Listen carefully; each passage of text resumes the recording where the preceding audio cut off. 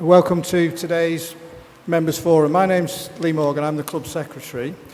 Just a reminder, today there's just one item on the agenda, and that's the discussion on the ECB's High Performance Review.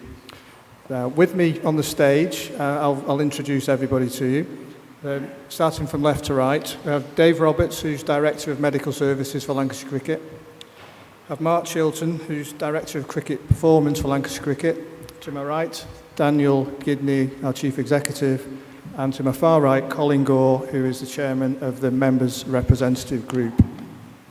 The way the next hour or so is going to go is Daniel will start off by providing an overview of where we currently are, and then Daniel will hand over to David and Mark, who will cover off player welfare as a key element of what's involved in this process. And then finally, Colin will cover off MRG's involvement in the process. At the very end, we'll then open the floor to any questions, and hopefully we can answer as many of those as we can. So let's kick off by allowing Daniel to provide his overview. Thank you. Thanks, Lee, and thank you, everybody. I really appreciate the effort and energy coming in earlier than the game today. Thank you, and for the big turnout. Absolutely fantastic. Appreciate that. I think this is an interesting subject. I think the ECB have put together this thing called a high performance review. Whatever the reasons are for it, whether it was to do with the Ashes, whether it was just new management coming in, it's kind of irrelevant. The point is we as one of the stakeholders within the game have to react and respond to that. I think what's really important is,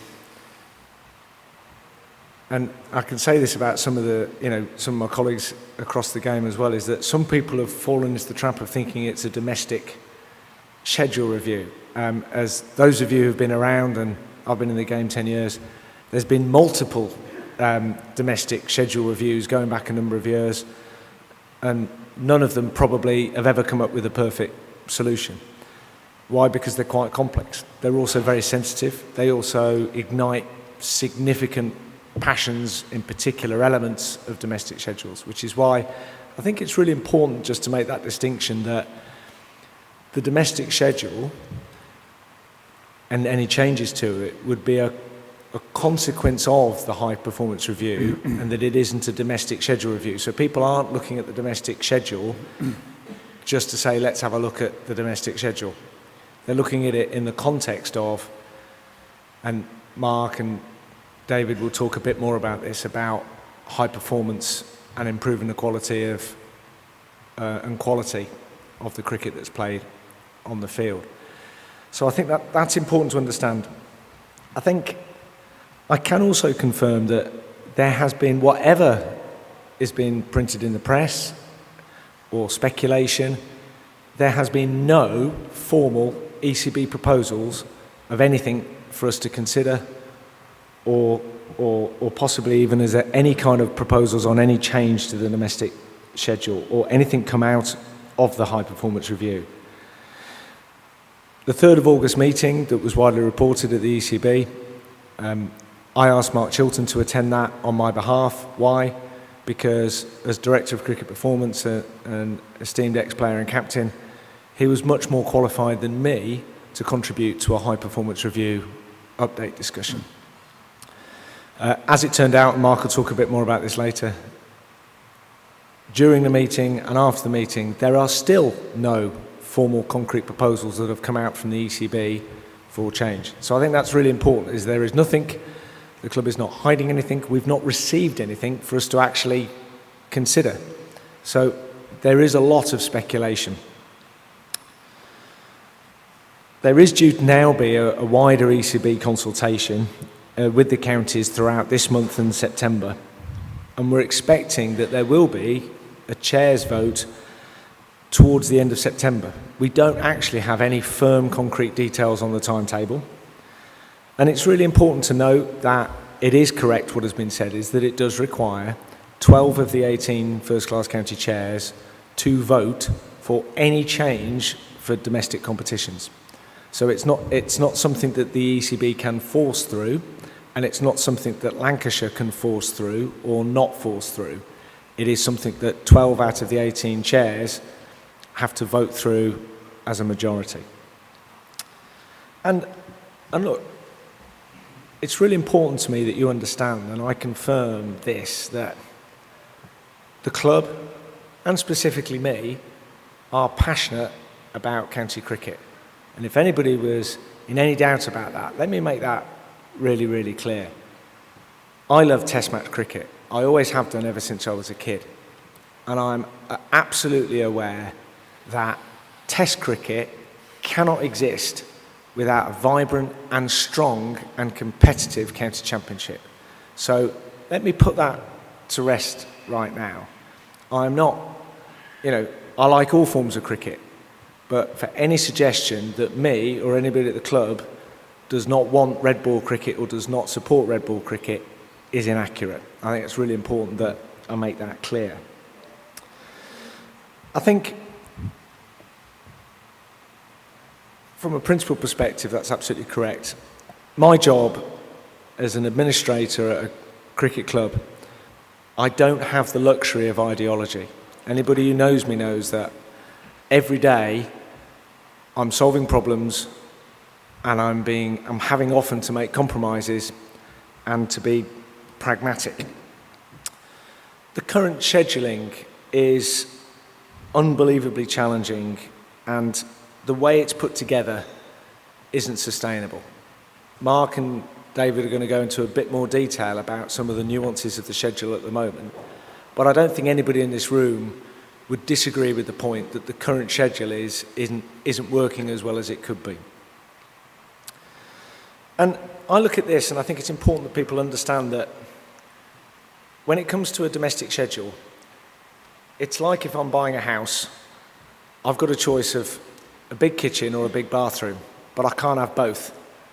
Schedules are maths, and there's so many days in the year, and there's only certain things that you can do, and every decision you make has a consequence or an impact elsewhere.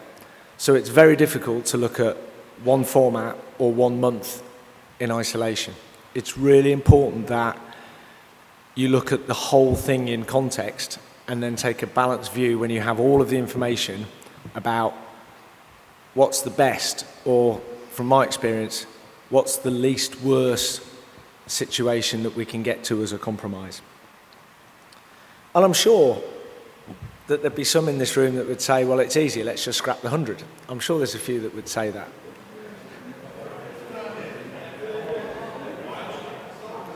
There you go. There you go, I've read the room right. I think what is important to understand is, and do you know what? What I would say here is, apart from a small minority, the vast majority of people and members that I speak to have strong views, but they express those views with respect and with politeness, and there are a few that don't. And I think it's really important that we keep the debate, because it is a debate, and the discussion respectful and open and friendly. There's been some stuff posted on social media which is really not great.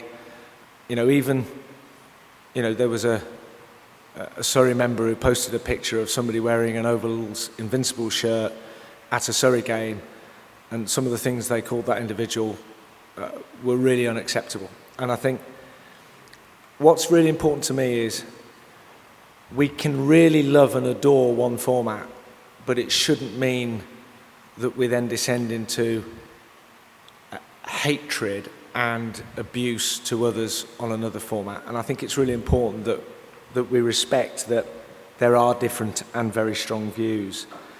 I think something that we've been guilty in the past of not communicating enough on certain issues, and I think it's really important that I share with you that we currently get core distributions from the governing body. Every first-class county gets a core distribution. That comes from the broadcast deal. In football, the core distribution from a Premier League club is about £120 million a year, which is nice. In cricket, it's £3.5 million a year, which is obviously paltry in comparison, but it is still more than at any time previously in the game. It generally is averaged between 1.8 and 2.3 million during my time here. And then the last broadcast deal was able to push it up to 3.5. And that money is vastly important to us and also to other counties. So if you take some counties, 85% of their turnover comes from the ECB's distribution. Without that distribution, there's a few counties that would go bust. So whether we like a format or we don't, there's currently £3.5 million on the table, which is entirely driven, 90% of it is driven by men's internationals and the 100. Now, I find it difficult, and I have conversations around how can you say that the T20 Blast doesn't have a bigger percentage of that value within the broadcast deal? And I have those conversations because I disagree with the analysis. But at the end of the day, I may disagree with it, but it's kind of irrelevant, is that money comes entirely from hosting men's internationals and the 100. So that's something we need to understand. If we reduce England games or the 100, then all first-class counties will lose core distributions, which for some of us we can cope with a bit more, but for some it would mean insolvency. But the crucial point is that the schedule is as I've explained, it is maths. Every decision has a ripple effect and a consequence elsewhere. And that's why it's really important that we can't cherry-pick one item in the schedule in isolation and just say, I want to deal with that item on its own. Because we have to look at everything together. As a proposal that comes out from the ECB, we, as a membership, need to look at that and review and say, does that balanced proposal, is that acceptable to us or not? And I think that's the key question. I think it's very difficult to just take one item in isolation and say that bit works, because the maths is really, really complicated. One thing, for example, that people might not think about, and I often get people say to me, just as a small example, boring example, I'm sorry, I'm going to be boring for a second, is why is the county championship not 2 divisions of 9? And I think the reason is, if you have odd numbers on 2 divisions, it means that 2 teams, one in first division and one in second division, don't play every round. That means that you have to have 23 slots for championship cricket, whereas if you have even numbers, you need 16 or 17 slots. So if you think about 16 or 17 slots compared to 23 slots of 4 days, the maths that's a significant impact. So that's something small that people might not consider. Why is that important? But it's just to highlight that the maths is really important here. And I think, I get it. I get that there's massive passion about the county championship. And I share that passion. And I know there's a big, strong thing about we must, under no circumstances, reduce from 14 games. And I understand where that's coming from. I think the one thing I'd say is, if we decided in isolation to say we're just going to make that point, and we're just going to say we don't care about anything else, we can't reduce the championship by any games at all. And we might, through a vote as a membership, as a club, decide that that's the decision formally that we want to take. If we do that, we do need to understand that there might be consequences that we hadn't quite thought of. And this is where it gets into, I'm a member who loves 50-over cricket, or I'm a member who loves T20 cricket. Then at that point we get into a question of which member's choice is more important than the next member's choice. And that's why this is so hard. Because if we made the decision to say, right, come what may, we're not reducing this at all, the Champo, that could mean, and I'm speculating here because I'm speculating on what might come out of the high performance review. I still don't have a formal proposal, but I'm speculating of what's been reported in the press. It could mean reducing the blast games by 14 to 10, which I know for some members would be completely abhorrent. It could be a reduction of 50 over games and going to a knockout. It could be a scrapping of the whole 50 over tournament. It could be, and some people feel incredibly passionate against what I'm about to suggest, it could be that if we're going to retain 14 games of the county championship, that we have to play 2 rounds at the same time as the 100 in August. You'd be amazed how many people absolutely detest that as a solution. For me, that kind of, just purely from a maths and logic perspective, if I'm trying to fit the games in, that kind of makes sense. And ultimately, the worst possible outcome is if we go to the ECB and say, I know we haven't had a formal proposal, but we've had a mandate to look at one item in isolation and we can't do that. Then when the proposals come out, our hands are tied behind our back, we're blindfolded, and we can't actually then make a considered decision. And that could mean, in an extreme example, a reduction in our core distribution. So I think that's why it's really important that we look at this together as a membership, as a club together, as a whole. What does this look like, and is this acceptable to us or not?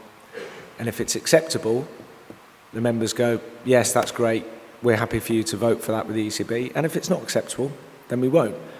And that's fine, because we've all taken a considered view and looked at the bigger picture and said whether we agree with it or not. We've listened to the members, and we'd planned, as you know, because this is so passionate, to convert our members' forum on September the 5th to an SGM. And as it turns out, the board actually feel this is so important that they want to accelerate that date. So the board are meeting today and they're looking to see if we can bring that date forward. And that's something which is positive. The board are taking this seriously, and we're seeing if we can bring that date forward. And we'll confirm that as soon as possible, hopefully today. We currently, as you know, have a proposed from one group of the membership resolution for an SGM that specifically mandates the club under no circumstances to reduce the county championship by 14 games. And then also that any change to that has to be considered by a secondary SGM. The thing about SGMs is they sound quite sexy and exciting, but I can tell you that for the likes of Lee, Club Secretary and others, the logistics of getting final papers copy-proofed, printed, because the rules are very clear on this, posted out to members with minimum time periods beforehand, and us trying to do that effectively for an SGM potentially before the end of August is challenging but doable. But it's not as easy as arranging a members' forum. And I think the most important thing for us is, let's just consider, aren't we better, and we as a club have formally committed, and I'm confirming it today, that we're not going to make any decision as a club on a formal proposal that comes from the ECB until it goes back to the membership. We believe that the best mechanism is to send out a formal ballot to our members of the proposal in detail, which is managed and overseen by our auditors. We believe that that provides appropriate scrutiny and gives the members a balloted vote on whether they agree or whether they don't agree. We believe that that's a better mechanism than an SGM. But we're planning to have an SGM anyway. I'm talking about the whole, it's whether we have to do a different resolution to just say, let's have a look at it in the whole rather than in parts. So, hopefully the above gives you some background and context that it's not quite as simple or as straightforward as perhaps people might make out, and that the club is absolutely passionately supported to the county championship. I can tell you, if you speak to Dane or Mark, the team were gutted last year that Somerset didn't put up a fight against Warwickshire. Absolutely gutted. Everybody in the club felt that. Frankly, that day at Aigburth was one of the most stressful that I can remember in my time. Everybody feels it. Everybody wants to win the county championship. It's absolutely a priority for us as a club. So I think that probably is a good segue for us to move over to Mark and David, just to give the players perspective. Okay, thanks Daniel. Afternoon everyone, good to see you all. Looking forward to hopefully another win today. Started this competition pretty well, so we're hopeful of a good result in this game this afternoon.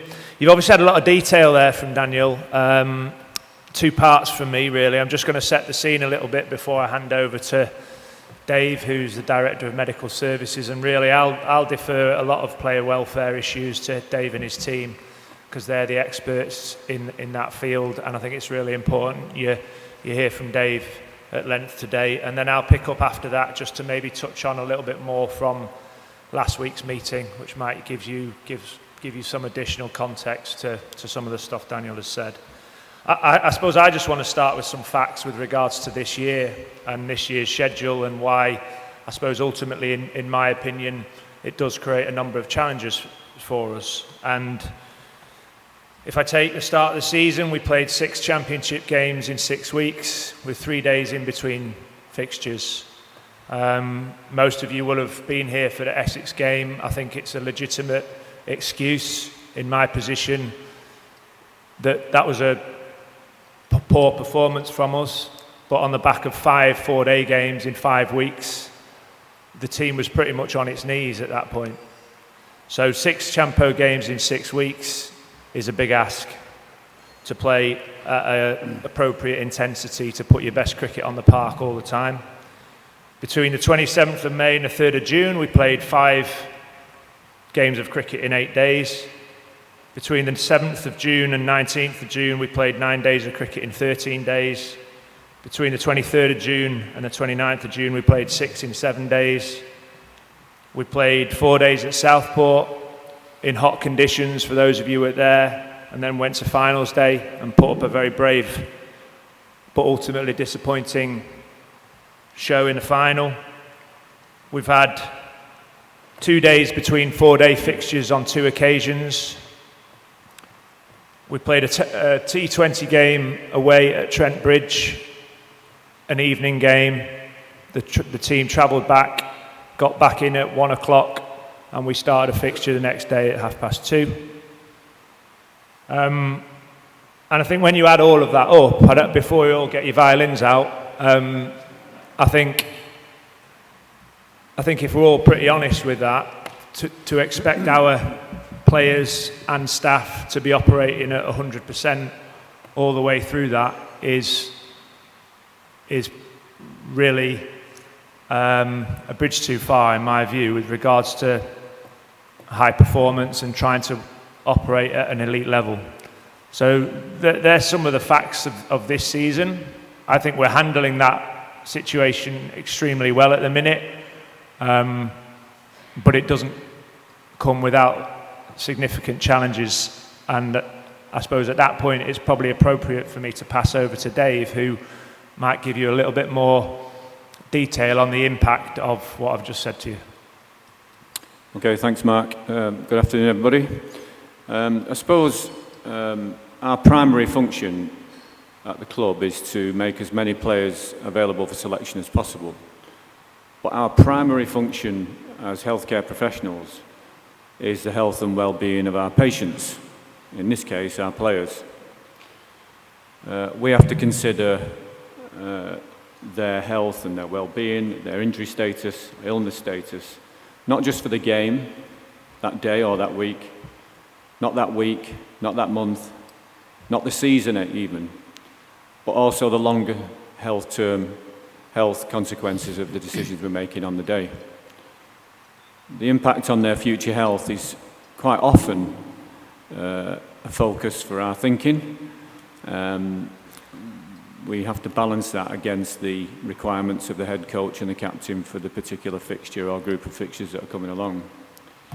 We're managing and balancing these challenges on a constant basis. It's going on all the time. That's for all forms of cricket. These injuries, illnesses, the stresses that are placed on these players these days, going from one format to another, they don't identify themselves as a 1-day injury, a 4-day injury, a 100 injury, or any other form of injury. They're an injury, or they're an illness. There's an immediacy of demand, so we're quite often presented with quite an urgent case there and then that we have to deal with. And there's a pressure on our whole sports science and medicine team in multiple formats throughout the year, not just in the season. We have, these days, such an incredible array of demands from the ECB that mean we have to get things right. We have to follow all the protocols, the essential medical guidelines from the ECB, as well as our own guidelines. There are enhanced screening demands on us. So if somebody's injured, we suspect something, invariably I'll have a scan, MR scan, CT scan, ultrasound scan, X-rays. I mean, X-rays, kind of, the old school X-rays, kind of, they're the easy ones.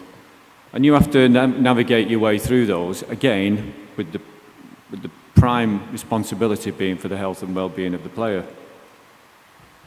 We have to think about the amount of preparation time we give those players to prepare for the games, the recovery period in between fixtures, and quite frankly, as a medical professional, you need that time to be able to do your best for the player and for the player to recover in time for his next event, the next fixture.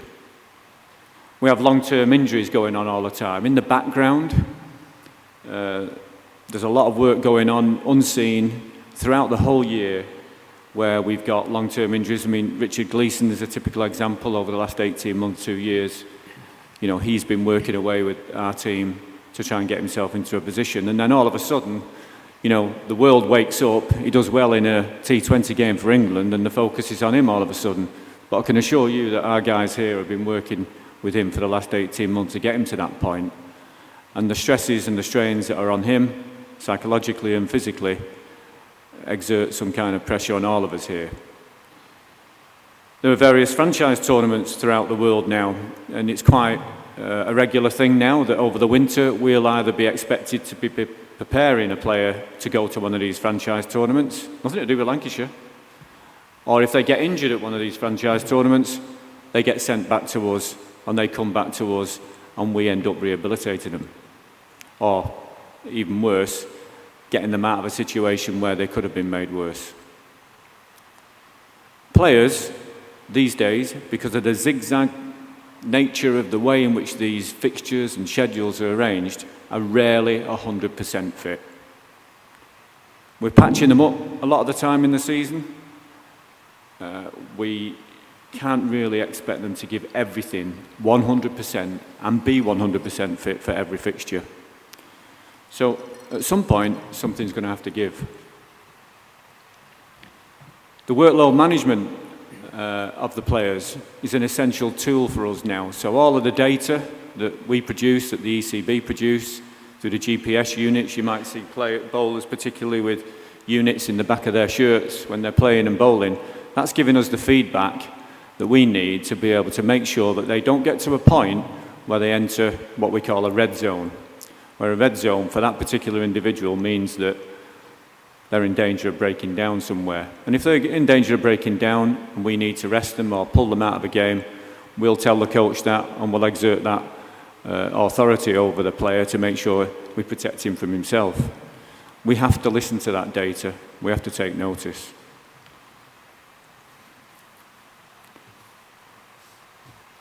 The ECB central contracts, if you think about Jimmy Anderson and Stuart Broad, one of the prime reasons why Jimmy and Stuart are still going is because they've been able to rest, repair and recover throughout the period of time they've been playing for England. The run of fixtures at the start of the year that Mark talked about 6 championship games being played in a row, Jimmy Anderson was talking in the changing room to the rest of the bowling crew saying there's no way you'd be able to carry on doing this. And of course people like Tom Bailey would pick up on that. Jimmy's a great leader in our changing room. And of course they're beginning to identify that they really can't do it. As much as they try, and believe you me, they do, it's not possible. At present, to be quite honest with you, from our perspective, from a sports science and medicine perspective, whatever the cricket, there's too much of it. These players are going to go bust at some point. It's our job to protect them from themselves sometimes and to protect the club from making decisions that would affect their future health and longevity. So, you know, from our perspective, there's challenges all the time. There are more challenges heading our way. There are more and more franchise tournaments, to hundreds one of them. We've got some of our players out in different franchises. We've got players going to the IPL. We've got players in the Big Bash. You know, we are trying to keep a constant eye on all of these guys to try and make sure that we at least maintain some form of contact with them. So what you see when you come to a game is probably the tip of the iceberg in terms of a player's preparation. And it's our job, as I said at the very start of this, to look after their health and well-being. And that comes these days with its challenges in whatever format. In the old days, maybe, and the old days I'm saying 3 or 4 years ago, we had maybe 13 or 14 players on the fringes of England selection. Now you've got a test team playing for England, you've got a one-day team playing for England. At any one point, there's 30 or 40 players who are up for selection or being looked at by England. And fortunately for us, we have a good system. A lot of them are Lancashire players. So again, we have challenges trying to work with the ECB and the ECB medical team to make sure our players are able to make that step up. So essentially, what I'm trying to say is, whatever the format, there's simply too much cricket right now. And there's going to be consequences to pay for that in the future. So, over to you, Mark. Okay, thanks, Dave. So I just want to, I suppose, pick up on some of that information that you've heard there and talk in a couple of areas about how that directly impacts, I suppose, myself and the coaching team specifically. Obviously, we, from a Lancashire's perspective, we have to take all that information into account and then work our way through the fixture schedule that I pointed out to you at the start. And often that will mean that there is a degree of rotation around bowlers, and it's one of the reasons why we have the squad we have. But if you then link that to a high performance debate, I think that's where the ECB are probably trying to challenge the system to some degree, to say, really, the high performance review is about raising standards. And for Lancashire's cricket to go up a level to certain standards and to higher standards than we're achieving now, we have to try and listen to some of that information that Dave's talking about. And essentially what we want to be able to do is put our best 11 on the park as often as we can.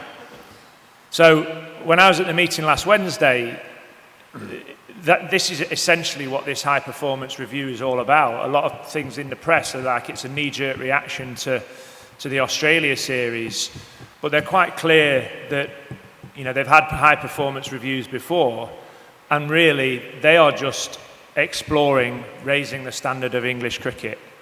And their objective, which you'll have read in the paper, Andrew Strauss's objective, is to be in the top 3 within 5 years across all formats. Now at the minute, we're hoping that that's T20, 50 over and 4-day cricket. So that is the objective, and that's what this high performance review is ultimately geared towards, trying to find some answers to enable the English cricket team to achieve that. And we have to acknowledge that one of our jobs as county cricket clubs is to produce players for England. It's what gives us the funding that helps us put everything on. So we can't ignore that as being a key objective in my position. So I suppose the point I'm ultimately trying to make is that when the ECB set out around trying to raise standards, and what this high performance review will throw out, as Daniel's already alluded to, we don't actually know yet. And 18 people sat in the room last Wednesday, and all we did was discuss what options or what it could look like. Everyone has their view on it. I have differing views depending on how I wake up, to be honest. I love the 50 over game. I really enjoy that game of cricket. I love 4-day cricket. I'm a traditionalist as well. So I think you've got people here at Lancashire who are very committed to trying to ensure and future-proof some aspects of the game, but it is all geared to a bigger decision around England trying to reach that objective. And we'll have to see what ultimately it throws out. I think the other key point I wanted to make, which was pretty unified last week at the meeting, was the impact of the schedule around essentially the quality of pitches and the pressure it's putting on the grounds team. I think I certainly recognise, and I'm sure you do as well, Matt and his team work unbelievably hard to be able to put the cricket on that is staged here at Old Trafford. And we are asking an awful lot of that group of people. And they do an absolutely amazing job for us. But it was a fairly unified view last week that really groundsmen across the country haven't got the time to ultimately prepare the best conditions to try and play the appropriate intensity and standard of first-class cricket. And I sat with Rob Key for an hour during the ODI, and he wants every county to try and be playing on pitches like Old Trafford. So, you know, the pitches that you see out there are ideal for A, watching high-quality cricket, and B, developing high-quality cricketers. That's pretty unified, and Rob's very, very passionate about that. But to allow groundsmen to be able to do that, again, they need some space to work with as well. And that was that came through quite strongly last week as well. So again, I don't know where this is going to go, and we'll have to see what it throws out, but ultimately it is about trying to raise standards across the board. And I think you've probably heard enough from Dave and I today that essentially sometimes our players are running at 80%. They are. And Tom Bailey would be a really good example of someone who still finds a way of performing whilst just operating not at his peak all the time, because he knows he can't do that. And to be able to play the next fixture, he's trying to just manage his body through. And a good example of that would be, you saw we left him out of the first 250 over games. That was a deliberate tactic to allow Tom to get some rest and recovery time. And we go into that competition with, you know, choosing other players, which is why we have our squad. But really, if we're talking about raising standards across the board, we want to be in a position where we can pick our best team and our best 11 as often as we can. And that's essentially what this debate is all around about. So I hope we've given you some decent information to take away.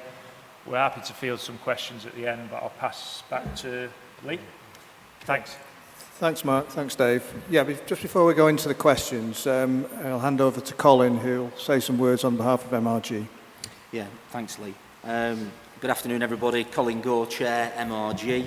I think I will need to put out there before we start asking any questions of the panel that the MRG ourselves have a real passion for the traditional game, and that we've done everything that we possibly can to ensure that the club listens to the members, which is what we're doing. At the last recent MRG meeting, which included the club CEO, Director of Cricket, board members, club directors, we were able to really effectively feed back what the constant message is back from the members to us. That can be either at the ground, it can be through the email, but that was the voice that we were hearing. I'm absolutely delighted and grateful that the club has actually agreed to hold this forum today, even though, and it's been said on quite a few occasions, we still don't know any of the ECB proposals. They've not been tabled. But I think just in terms of the process, we put the message out last week, Thursday. A lot of people couldn't be at the meeting today. Obviously, we're very lucky that we can come midweek and we can watch cricket and we can enjoy ourselves. People who are working and have got family commitments can't do that. So I must, and I've not counted them, but I must have had circa 100 emails from people who can't attend today. And we asked them quite openly to ask a question that could be put to the club. I've been collating them, and I've sent some advanced questions through to the club, which, to be fair, some of them have been answered in the detailed introductions that you've had. We've also had some people who have been given some suggestions of how the ECB should run the game, a slightly different angle. And the club, again, has facilitated that to say, collate them, bring them to us, and we will use them further down the line when we actually do know from the ECB what we are actually open to discuss. So I'm kind of sure that you are all keen to get the Q&A session going, but I think it's just important, again, to say to the members, you have a route and the club do listen, and that the MRG, I've got myself, I've got 5 other people that operate the MRG as well. We are the only conduit into the panel that's been assembled today. And I mean, if we speak, you speak to us, we'll speak to the club, and events like this happen. So, without any further ado, I'll pass you back over. Thank you. Thanks, Colin. Right, we have a couple of microphones, roving mics, so if anybody would like to ask a question, if they could put their hand up and wait to have the mic, and then ask through that so everybody can hear, that would be great.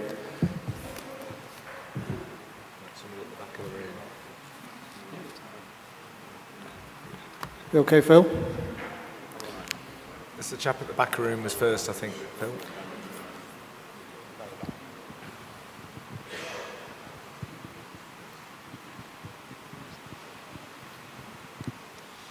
Listen to what you've been saying. Is it the ECB's problem, not ours, that they want to get as much money out of cricket and therefore are forcing England players and our members of Lancashire Cricket Club to pay too much cricket?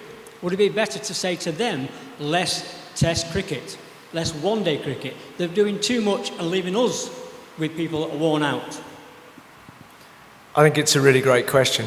I think it's one of those things where if you look at how the game has grown over the past 10, 15, 20 years, broadcast deals have become more and more.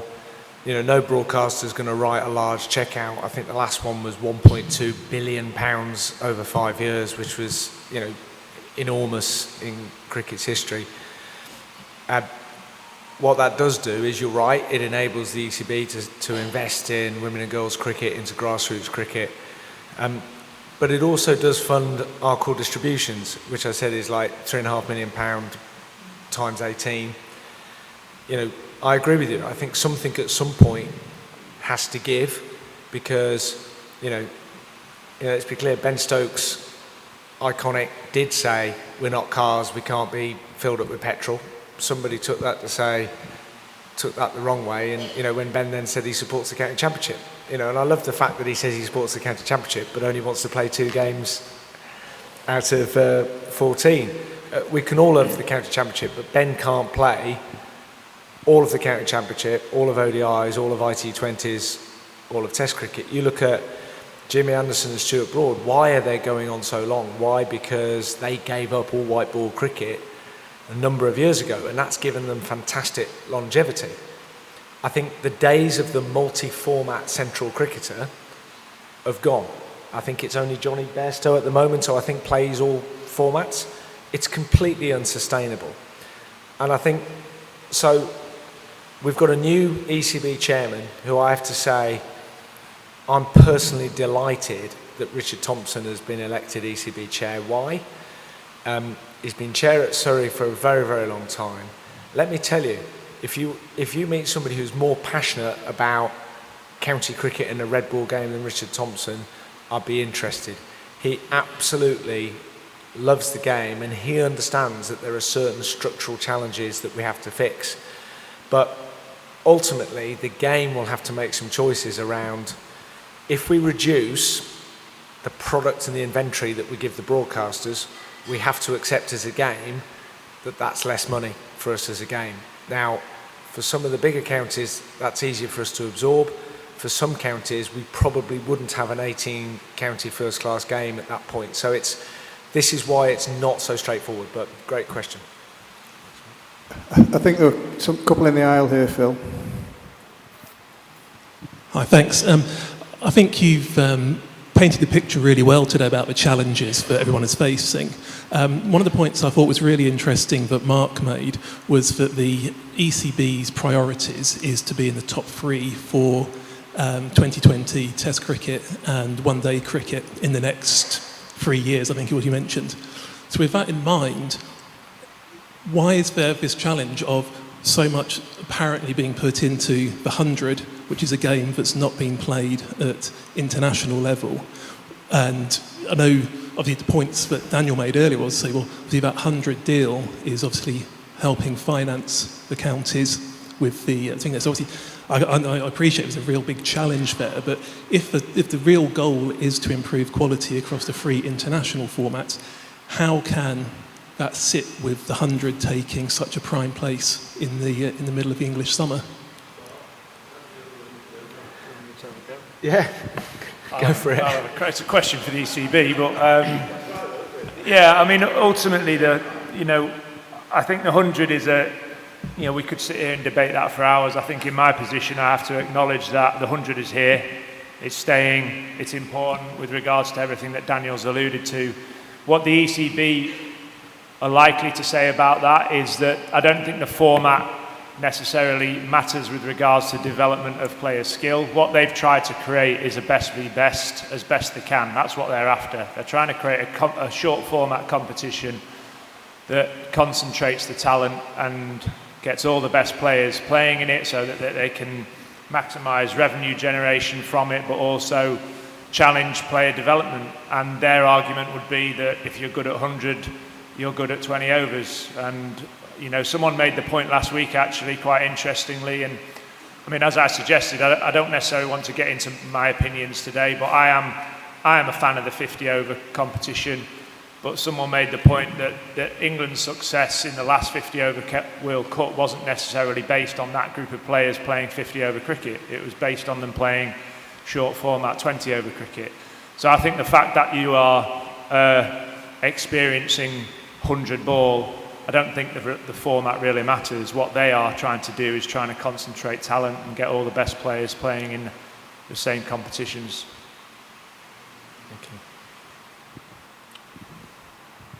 Okay, thank you. Alan Howarth through Aberdeen, North Wales. So you can see I've come a long way to watch Lancashire. On the point that you've just made about Richard Thompson being appointed ECB chairman, why did the ECB rush through an extension to the 100 TV deal from 2025, which is a fair way away, to 2028? Was it down to the fact of Richard Thompson likely to be appointed? I think, again, that's a great question. We're getting some corkers today. I think, to be fair, people often say to me in my time in the game about grand conspiracy theories. I think sometimes there are genuine... I think there's more issues around coincidences and competence issues than there are conspiracy theories. I think sometimes we give people too much credit. I think in this situation, the one bit of information I am aware of, though, is that, I'm not a broadcast market expert, but what I do understand is that since Sky have been bought by Comcast, my understanding is that the timing was at a point where I think there's some stuff going on with BT Sport possibly being offloaded, possibly merging with somebody else. And I think there was a view that there was a window to maximise some money on an extension, which coincidentally meant that it had to be done quickly. I think whether that's some deliberate ploy, knowing the ECB, I'm not sure anybody's planned to do that, but who knows? I can't really comment any further. Hello. There's 76 days of cricket out of 180 days. Why doesn't we actually split all the games, like a county game to a one-day game the following day? Why do we have to have blocks of things when we don't need to? Yeah, well, it's a good question. I mean, everyone has their own views on what that schedule looks like, and actually one of the things that go through my mind is something similar. Really, is could we play T20 cricket alongside a 4-day game in the same week?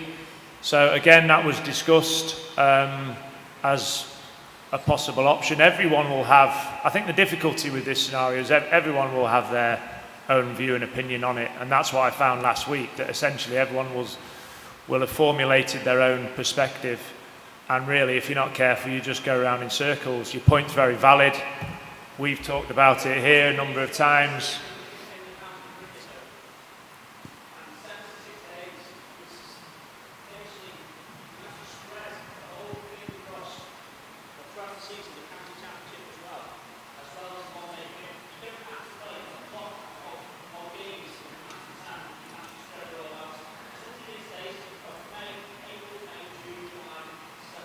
I think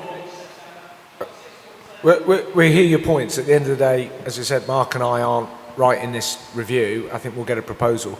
Look, I alluded to something similar earlier. I said, look, in my problem-solving, non-ideological mode, if I was asked to contribute to problem-solving, which is, I'm probably the last person I would get asked by the ECB to do that, but if I did, it would be, probably, if you want to have 14 games of county championship, then we almost certainly have to play at least a couple of rounds in August at the same time as the 100. You wouldn't believe somebody wants to burn me at the stake for suggesting that in some parts of the game. But actually, if it's purely maths, there is a way of doing this in a more simpler way. But thank you for your point. Is this Phil? Hello? Phil, where are you? Is it on? Oh, sorry. There you go. Hello, my name's Jeffrey Simon. Can you hear me there? Sorry, I can't. Can you speak up? Hello. Sorry. Hello. My name's Jeffrey Simon. Can you hear me okay now? Yes. Okay, sorry about that. I have a couple of points and I'd like to know the panel's views on them. I think there's an awful lot of red herrings about this discussion. Number one, the 100. I don't see the 100 as an extra burden on players because as superhuman as players appear to be, they can't play in two competitions at the same time. You're either in the 100 or you're in the one-day cup, but you're not playing both. And the 100 brings 1.3 million to each county, which can be a lifeline.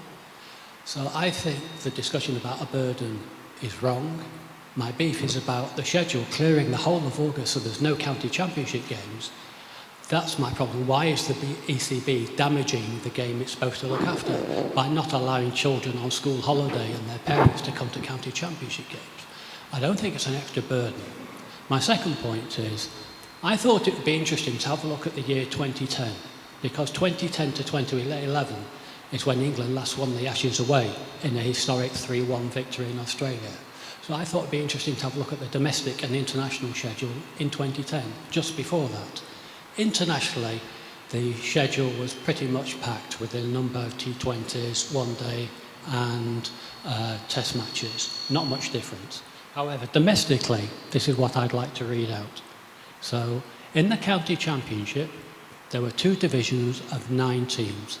Everybody played each other twice, 16 games, not 14 games. Secondly, the one-day cup, then it was called the ECB 40. Clydesdale Bank 40, ECB 40, 40 over one-day competition. The franchise, if I can use that word, was expanded to 21 teams, not 18 teams. Scotland, Netherlands and the Unicorns, if you can remember that team. 3 groups of 7, each team played each other twice. 12 games, not 8 games. Again, more cricket. T20, same. 2 groups, 9 teams in each group, 16 games. Admittedly, the one-day competitions had no quarterfinals. They went straight to semi-finals. But basically, more county championship, more one-day cup games, same T20. And the result, England goes to Australia and achieves a historic victory. So I think there's a lot of mistruths, in my opinion, about the schedule. I think perhaps there's just too little cricket. And I think the ECB is damaging itself by putting its new competition and eliminating 4-day cricket from children who might come into the game and come with their families. That's my problem. I think that's the kind of scheduling that needs looking at. And what does the panel think of that? Thank you for your comments. Well made. We'll take those on board. I think the one thing I'd probably like to overlay is what did the international cricket schedule look like in 2010 compared to now? Probably a bit less, but I agree. I think ultimately, at the moment, there's too much. But we just have to find a way of doing the schedule better. Thank you. Good afternoon, everyone. My name is Graham Shaw from West Alton. As mentioned, the fixture list is a major problem. In Championship cricket, there's none in August due to the 100. Sorry, I didn't hear that last bit. Sorry. Instead of watching 4-day cricket on the first 4 days in August, we now have to watch 4-day cricket on the last 4 days in September. The reason for this is basically the 100 and playing it together, both the two genders together, which takes 32 days out of each calendar. If you played one after the other, you'd therefore take 16 days to complete one of the genders, therefore releasing the males for 16 days of other cricket, which could be 2 championship fixtures, plus the missing 2 T20 fixtures, making a round robin of that. The broadcasting rights would be exactly the same. Everybody would seem to win. So, sorry, are you saying, you're saying about playing championship cricket in August? I am indeed. Yeah, I think you do that by taking... Yeah, I think that there's just genuine consensus. If we want to retain 14 games, I can't see any other way that we can do it without playing at least 2 rounds in August. I think that's right. Well, nobody would lose, Daniel, would they? Yeah, okay, thank you. Okay, thank you. Anybody else? Yeah, Hello? a couple at the front. Oh, sorry. Hello. Hiya. Hi. I suppose my question is, what's the end game for county cricket? Because over the last few years, the 3 formats that Lancashire play in have all been reduced and downgraded. It's clear that with these proposals, even though we don't know the specifics, we know which direction it's heading in. So when the 100 expands to take in Bristol and Newcastle, that means that the county game will have to take more of a hit to accommodate those games for the 100. So what is going to be left of the county game? And I take your point about the 1.3 million that the counties get from the 100, but what is going to be left? Even if the counties take the money, all we're going to be left with is a significantly reduced county championship, the 50 over game, which has already been downgraded massively. The final for this tournament's not even held at Lords anymore. The T20 game's going to get reduced from 14 games down to 10. So even if all this goes through, what is going to be left of county cricket? I think it's a really good question. I think as I said earlier, in my view, Test cricket, if you want to increase the standard of Test cricket, you can only have that by high quality competitive championship cricket. So we have to, as a game, do everything as we can to support the continued intensity. Now, is the intensity in some of the games in the second division as high as the first?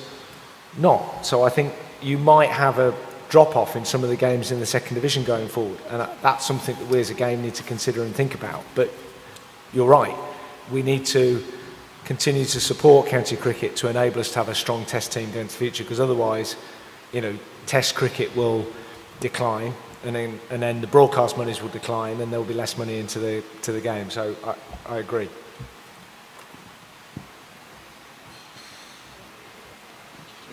Oh, sorry.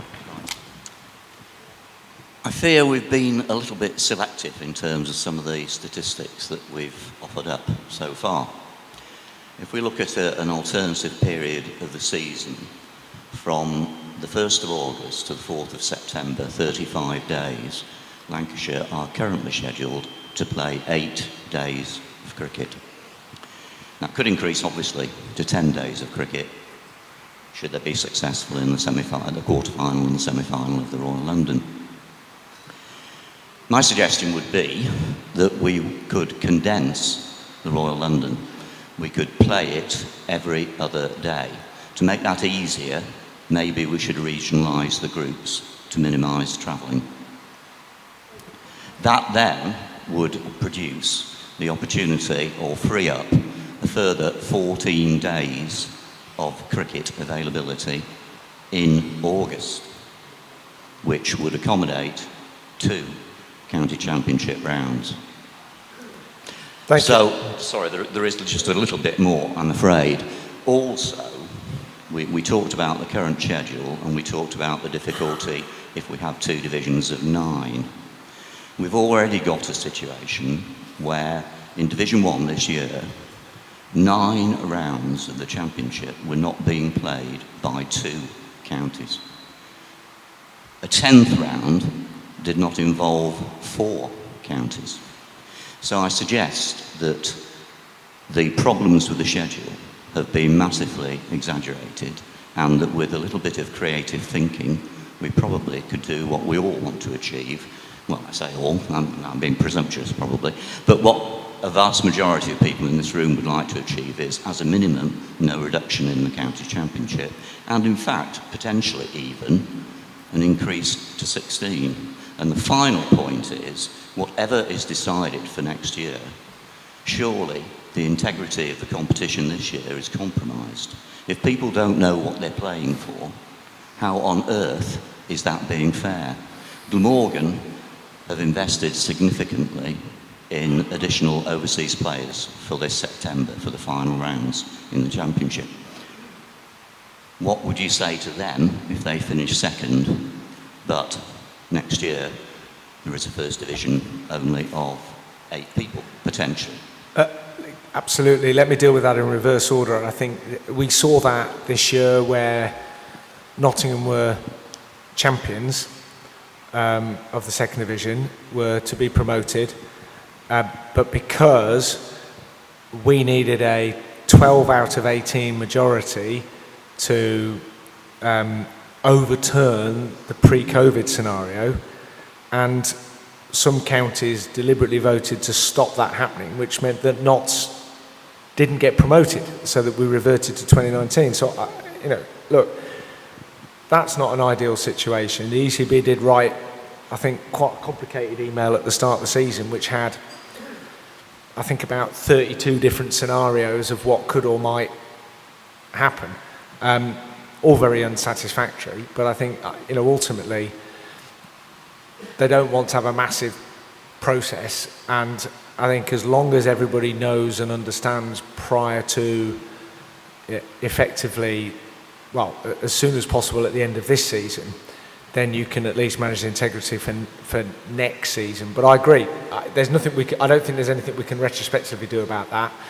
I agree with your point, which I think everybody's violently agreeing on, is that we don't have enough Lancashire cricket in August, and one of the simplest ways of solving the problem is to have much more cricket in August. I agree.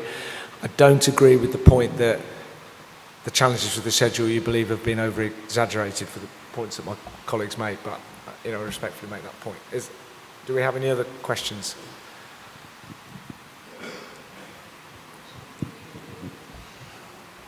I still remember the days when the amount of Test cricket we had in this country was actually greatly reduced from what it is today.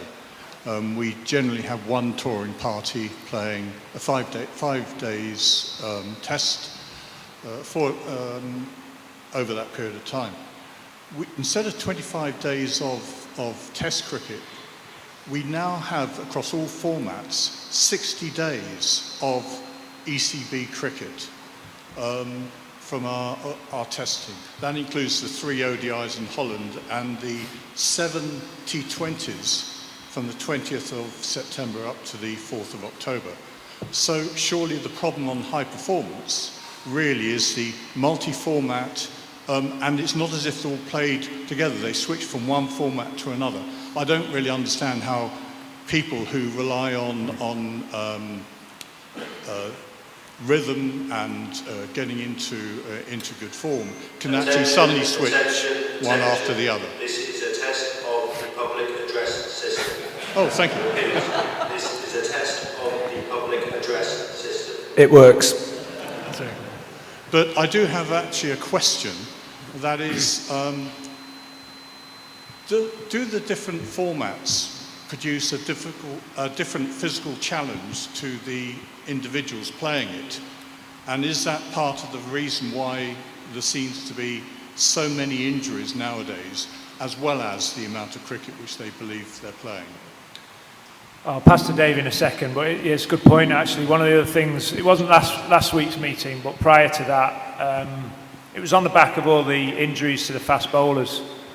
So the research is suggesting that the impact of short format cricket and quite intense bursts of performance are potentially to blame for a lot of these injuries, as opposed to, at the minute Dave's already alluded to us managing players' workloads out to try and average out so you're not getting into heavy overs in a 7-day period because you become very risk for injury. But the short format is creating real explosive cricket, and you're asking a bowler to almost go from nothing to trying to bowl a 92 mile an hour ball and then bowling 4 overs absolutely flat out. And Dave probably's got a bit more knowledge on it than me, but I know that is a core of the debate around how they manage the Mark Woods of this world and manage his workload to try and get him through all the cricket they want to play. You might have something to add, Dave. Yeah.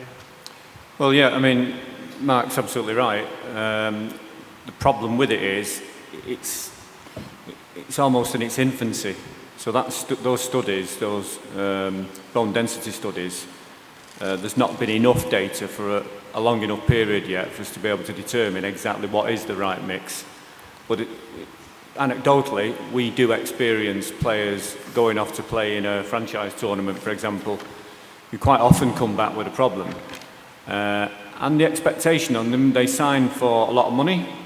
The franchise owners and coaches want their money's worth, they want their value out of those players, and with very little preparation, but not ideal preparation from our standards perspective, they're expected to, usually the bowlers, bowl at 90, high 80s and 90 mile an hour.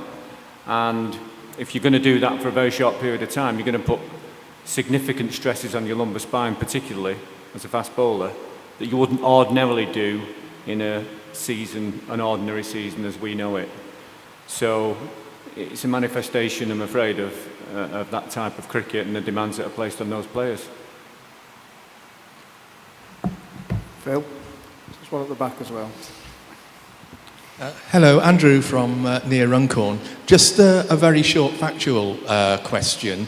I can't remember whether it was Mike or Dave who said that if a player is injured in a franchise match, they come back here for rehabilitation. Are we paid compensation by that franchise for maybe losing a player for some matches? And are we also paid for any treatment we may have to pay for? It's a really good question, and it's a problem that's becoming more and more prevalent.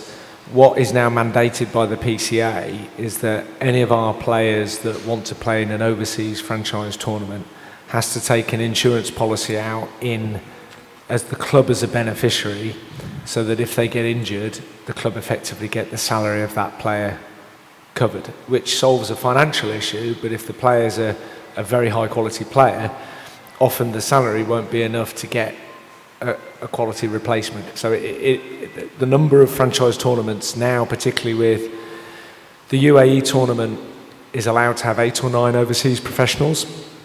That becomes very challenging and is causing significant problems, for example, for the Big Bash, because it's happening at the same time. Dave, I don't know if you want to add anything. Yeah, it's a good point. I mean, we try to control it as best we can. We try to have open discussions with the players. The contracts are more in the player favour, I guess, in this regard, but we try to hold them to account to some level of fitness and preparation before they go, to allow them to go. But really, you're factoring it into a bigger decisions when you're doing contract negotiations with players. If they feel like you're going to hold them back from competitions in the winter, they might not be interested in signing for you. So it's a balancing act all the time, and probably alluding to a lot of what Dave's talking about, where you're trying to manage that individual to assess whether you think what is the risk to this player and what is the risk to Lancashire. And we try and make it pretty clear from our negotiations that we're their primary employer, and really if it's if it's about them appearing in the blast for us, that is what will drive our decision making. But ultimately we need to be able to evidence and prove that they are not in the appropriate condition to go and play, and that's sometimes that's not easy to do. Just to add to that as well, we have, because we've been seeing an increasing amount of this, we have tried to get on the front foot with it, and through some players' agents, we're talking to the franchise physiotherapists very early on, as soon as they're selected, or they're requested to go over to play for a franchise team. We're trying to get, as a medical team, on the front foot to talk to the physiotherapist or medical director of that franchise as soon as possible. In some areas, like this year with Josh Butler and with Liam Livingston particularly, we had a lot of contact. In some tournaments, you get very little contact. So we are beginning to sift through those franchises that are more likely to look after our players and communicate with us in a way that we would accept as being of an adequate standard. It's worth me adding at that point is that our players want the treatment from Dave and his team. That's the challenge we have. They have the trust because, A, they're brilliant at what they do, and we've got some fantastic people involved, and they have a level of trust with our staff.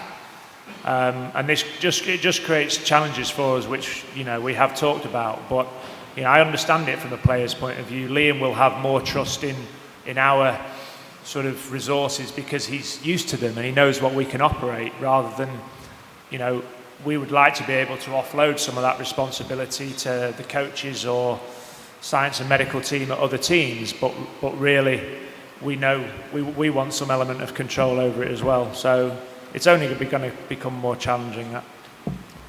Question from back corner. Just in terms of trying to get more promotion of the Red Ball game, I mean, would the club support trying to get more games over weekends? Example, this September, as in every September I can remember, all games start on Monday and Tuesday. Surely if it's at a weekend, you'll get more people attending and more money into the club. Yeah, I agree. I think Colin had confirmed that we've had a lot of emails from members on this point. Again, this is something that I talk about a lot with ECB, or felt like I have over the last few years. A lot of it does come back to how the schedules fit together, but I absolutely take the point, and will absolutely always we will be on the front foot with this with the ECB. It is just common sense. Okay. Player welfare is a big issue. Can I ask whether the ECB were consulted on player welfare issues before they introduced the 100? And if so, why not?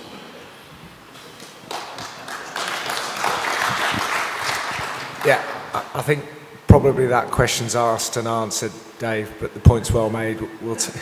Fair enough. Okay, I'm conscious we're coming close. I don't want you to miss the start of the game, but it's been a really good discussion. Yes, thank you. Now we all realise that there is far too much cricket being played, and unfortunately the ECB seems to be pushing quite meaningless white ball tournaments forward for TV money. I think they've lost the point somehow of realising that red ball county cricket is the breeding ground for test cricketers. 2020 and T20 won't breed players who can go out and score a century against Australia in the Ashes. And as more and more players we're finding now are opting out of playing red ball cricket, we're going to raise a generation of kids who don't want to play red ball cricket. And the system's going to fall down. The ECB don't realise how lucky they are in this country. We are the best supported country in the world at Test cricket. We get the best gates. They're certainly the highest ticket prices in the world. They should look at what they've got. We're going around the wrong path in some ways. Yeah, very good point, Alan. I can't disagree with anything you said there. I think we've got the questions at the back, and we'll probably wrap it up so you can see the exciting start. We've got to get another win today. No pressure. Ian Butchell of Wigan. I can't understand what the purpose of the 100 is. If that money had been thrown at the 2020, surely then you've got all 18 counties involved in it. I don't know any business that expands herself by shutting 10 shops down. Yeah, no, this point's been made a few times to me. I think, as you said, we could debate the 100 and the historic decisions for a long time, and we haven't, unfortunately, got the time. But what I would say is currently the Blast has about 140 games. So in terms of the money that was generated from the 100 under the broadcast, the only way you could probably do something similar was an elite first division of 8 teams and only those games being broadcast. But politically, as you can imagine, that wouldn't have been supported by 18 counties. But I take the point. Okay, so I think, was there one final question? I think we've got one more, have we? It's not so much a question, but a scenario. What does the panel and the room think of how the likes of Brian Statham, Fred Truman, Boycott, Willis, Botham, Sir Garfield Sobers, name any cricketer from the past, what they would be thinking of the discussions that we've had today? Of the decisions we've had today. Do you mean, to date? Well, today. Discussions today. Oh, discussions today. They'd be thinking that they'd have earned a hell of a lot more money. No, that's not the point of the question, as you well know. No, I think they would all agree that, they would all say they played a lot of cricket. I think one of the challenges is the amount of international cricket played now, and the amount of franchises around the world, and which wasn't around when that was happening. So look, I'd like to thank everybody for their passion. Let me give you my absolute commitment as Chief Executive. We love the County Championship and we support it. And I absolutely promise here and now, as I've said earlier, that we will ballot the members on a formal proposal when we get it. And then in context, in balance, you can look at what is being suggested as a whole and you can vote whether you agree with it or not. And we will be bound by that vote in terms of discussions with the ECB. But thank you very much, and please go and support the Red Rose, and let's get a great win today. Thank you for your time. 16 questions.